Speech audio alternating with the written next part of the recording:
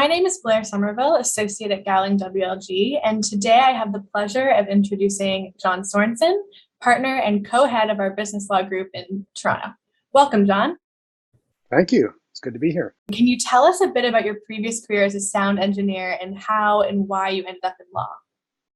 Well, when I was a much younger fellow, people would sometimes compliment me on my writing or my tendency to be analytical. And teachers would often say, maybe I'd make a good lawyer.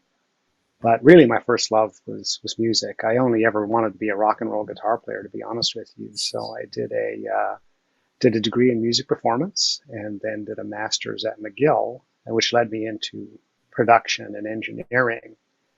I left Canada in the 90s and relocated to Los Angeles. And, my sound engineering career went surprisingly well. I found myself working with prominent artists, making records that were selling really well, but I kind of felt like something was lacking. And rattling around in the back of my head was the idea that I could maybe be doing something else, something more challenging. And it turns out that thing is taxation law. So I have to ask, John, do you have a favorite record that you've worked on or anything you can tell us about your past life? Oh, absolutely. I think it's probably the record Mutations by Beck, which we recorded in 1998.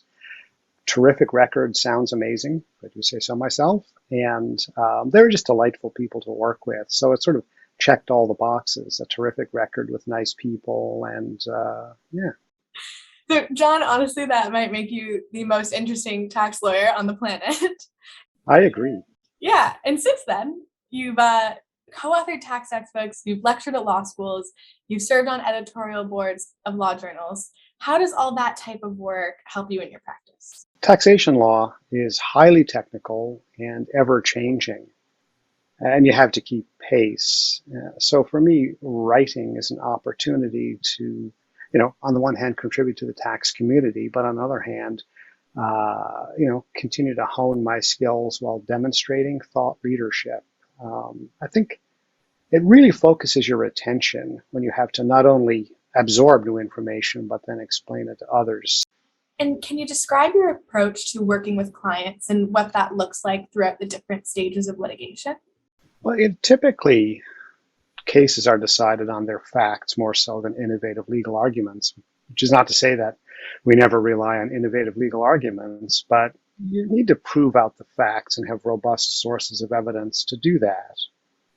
Now, at each stage of a dispute, I think you need to be alive to settling issues and maintaining a focus on those matters that can be resolved without having to proceed all the way to a hearing. When you ask, what are my approaches in the various phases of litigation, I would say to have as few phases of litigation as possible and get to a satisfactory settlement with a client earlier rather than later.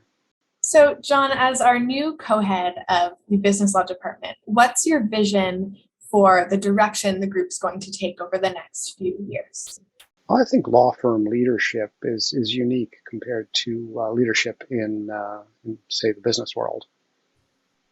I don't think that a law firm leader should really be someone who's pushing an agenda per se. It's less about, I think, telling people what to do and more about listening to what people want to do and then sorting out how you yourself may be able to facilitate that.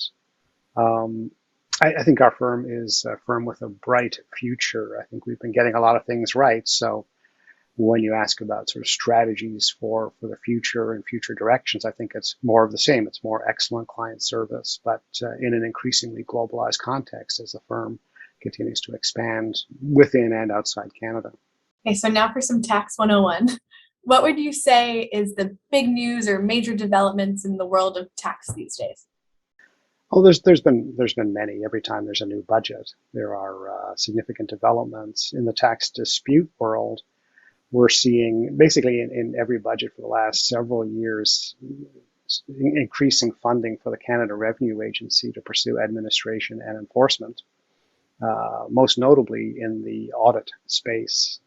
Most recently, Department of Finance has announced new tools to access taxpayer information. For example, the requirements to trigger the reportable transactions regime have been lowered. The the Department of Finance has announced draft legislation that would enable the CRA to identify and publish information about particular transactions that would then also become reportable in a manner similar to the U.S. listed transactions regime. Among other things, the Department of Finance has announced draft legislation to overturn the BP Canada case and thus to make it possible for CRA auditors to access a public company's tax accrual working papers. The gist being, if you're a company that produces audited financials, you have to accrue for uncertain tax positions. And so this legislation would enable the CRA to seek and obtain a company's own analysis of its the soft spots in its tax return, which is like a form of self-audit. And there are many, many other developments, but those are some highlights. Well, it's been a pleasure, John. Thank you for speaking with us today. Thank you.